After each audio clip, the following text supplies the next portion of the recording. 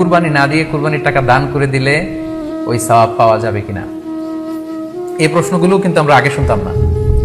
Recent সময়ে গত কয়েক বছর আগে আমরা খেয়াল করেছি যে তারকা জগতের কিছু লোক বা নাটক সিনেমা জগতের কিছু লোক এরকম ঘোষণা দিয়েছে যে আমরা টাকা বন্যার্থ লোকদেরকে দিয়ে দিলাম, আমরা কুরবানি দেব না। ওনাদেরকে আল্লাহ এত টাকা দিয়েছেন, ওনারা বন্যার্থ লোকদেরকেও সহায়তা করতে পারেন, আবার কুরবানিও করতে পারেন। সো একটা দিয়ে আরেকটা হবে না। আপনি যদি টাকা দান করে দেন এটা সাদাকার সওয়াব হবে, কিন্তু কুরবানির সওয়াব কিন্তু আপনি পাবেন না। আল্লাহ রাসূল সাল্লাল্লাহু আলাইহি ওয়াসাল্লাম বলেছেন, কুরবানি করলে যেই প্রাণীটার কুরবানি করা হলো ওই প্রাণী তার শিং নিয়ে, তার গায়ের পশম নিয়ে, পায়ের খুরগুলো নিয়ে কিয়ামতের ময়দানে দাঁড়াবে। সো এই সওয়াব থেকে কিন্তু আপনি বঞ্চিত হয়ে গেলেন। তাই এ ব্যাপারে সুস্পষ্ট কথা হচ্ছে, আপনি যদি কুরবানির টাকা দান করে দেন, দানের সওয়াব হবে, কিন্তু কুরবানির সওয়াব হবে না, এবং কুরবানির এই ওয়াজিব বিধানটিও কিন্তু আদায় হবে না। আপনার উদ্দেশ্য ভালো, কিন্তু আপনার পদ্ধতিতে সমস্যা। আপনার উদ্দেশ্য হচ্ছে যে বন্যা দুর্গত মানুষ, সাতক্ষীরাতে বা আশেপাশের জেলাগুলোতে বন্যায় মানুষ না খেয়ে মারা যাচ্ছে, আমি টাকাগুলো দান করে দেই, তাহলে বেশি তারা উপকৃত হবে। আমি বলবো যে আপনার যদি সামর্থ্য থাকে সেক্ষেত্রে আপনি বন্যার্থ লোকদেরকে দানও করেন, পাশাপাশি কুরবানিও করেন, দুই জিনিস। অথবা আপনি যদি শুধু কুরবানি করতে চান সেটাও আপনি করতে পারেন। আপনি কুরবানি করবেন, এতে করে কিন্তু আপনি যে দান করতে চান আপনার এই পারপাসটাও কিন্তু সার্ভ হবে। কিন্তু কুরবানির টাকা দান করে দিলে কখনো কুরবানি আদায় হবে না।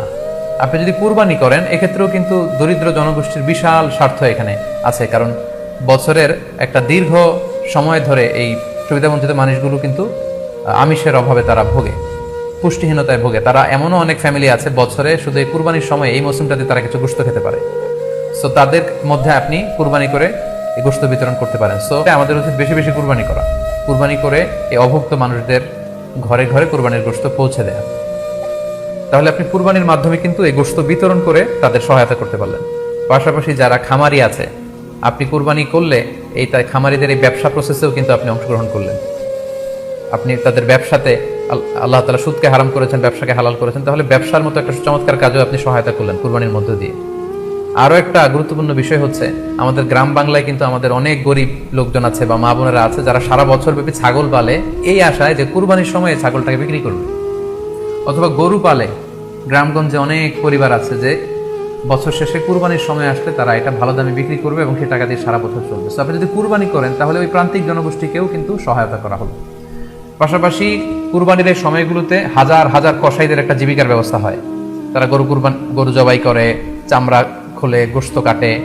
তো এই কুরবানির দিনগুলোতে কিন্তু হাজার হাজার কসাইদের হালাল জীবিকার একটা ব্যবস্থা হয়। কসাইরা কিন্তু কোটিপতি হয় না। সো আপনি এই কুরবানির প্রসেসটাকে যদি আরো বেশি প্রমোট করেন তাহলে এই কসাইদেরও কিন্তু একটা রিজিকের ব্যবস্থা হচ্ছে। আরো ইন্টারেস্টিংলি, কুরবানির যে চামড়া, পশুর যে চামড়া, এই চামড়াগুলো কিন্তু ইয়াতিমের হক, গরিবদের হক। সো আপনি কুরবানির চামড়া বিক্রি যদি করে দেন, চামড়া চাইলে আপনি ব্যবহার করতে পারেন, অথবা বিক্রি করলে এটা কিন্তু ইয়াতিমখানাতে, মাদ্রাসাগুলোতে, অভাবী মানুষদেরকে এই দামটা কিন্তু দিয়ে দিতে হয়। ফলে কুরবানির এই চামড়া থেকে কিন্তু মাদ্রাসাগুলো বা ইয়াতিম ছাত্রছাত্রীরা উপকৃত হচ্ছে। তাহলে এখানে অনেক বিষয় জড়িত। যদিও বর্তমান সময়ে চামড়া শিল্প ধ্বংস করার একটা বিশাল পায়তারা চলছে, চামড়ার দাম পড়ে যাচ্ছে। তো আমরা যদি কুরবানি না দিই আমাদের চামড়া শিল্প হুমকির মুখে পড়বে। এবং এই যে হাজার হাজার মাদ্রাসা এবং এতিমখানা আছে যাদের একটা বড় ইনকামের বা আয়ের উৎস হচ্ছে কুরবানির সময় এই চামড়ার টাকা। সো মানে with all this discussion, it seems that through sacrifice you can contribute more. আপনি যদি কুরবানি করেন এবং এটা যদি বেশি বেশি করেন তাহলে আপনি যে চাচ্ছেন অসহায় মানুষদেরকে সহায়তা করতে, এটা আরো বেশি বেশি করা হলো, বেশি বেশি করা হলো। তাদেরকে গোশত বিতরণ করে আপনি সহায়তা করলেন, খামারিদেরকে ব্যবসার ক্ষেত্রে সহযোগিতা করলেন, গ্রামের যে নারীরা ছাগল পাললো, গরু পাললো, তাদের সহায়তা করলেন, কসাইদের হালাল জীবিকার জন্য সহযোগিতা করলেন, মাদ্রাসার ইয়াতিম ছাত্রদেরকে আপনি সহায়তা করলেন। সো আমি বলবো যে কখনো এই ভুল সিদ্ধান্ত নেবেন না যে কুরবানির টাকা আমি দান করে দেবো। না, আপনি কুরবানি করবেন, এতে আপনার কুরবানির ওয়াজিব আদায় হবে, গরিবদেরকে সহযোগিতাও করা হবে। সেক্ষেত্রে যদি আপনি স্বাস্থ্য ঝুঁকি মনে করেন সেক্ষেত্রে আপনি সরাসরি হাটে যেতে না চাইলে অনলাইনে গরু ক্রয় করতে পারেন। আরো একটি সহজ পদ্ধতি আছে, সেটা হচ্ছে যারা শহুরে জীবনযাপন করছেন, শহরে আছেন, তারা চাইলে কিন্তু আপনার গ্রামের আত্মীয় স্বজনদের কাছে আপনার টাকা পাঠিয়ে দিয়ে কুরবানি আদায় করতে পারেন।